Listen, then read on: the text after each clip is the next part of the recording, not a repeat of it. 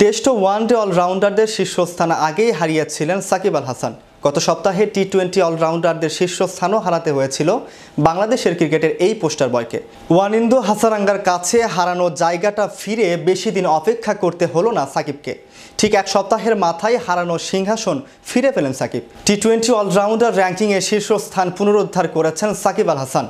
2 সপ্তাহ আগে লঙ্কান অলরাউন্ডার ওয়ানিন্দু হাসারাঙ্গা সাকিবের সঙ্গে যৌথভাবে শীর্ষে উঠেছিল, আর গত সপ্তাহে সাকিবকে পেছনে ফেলে এককভাবে টি-20 শীর্ষ অলরাউন্ডার হন তিনি। কিন্তু সপ্তাহ পার হতেই ফের সাকিব শীর্ষে ফিরেছেন।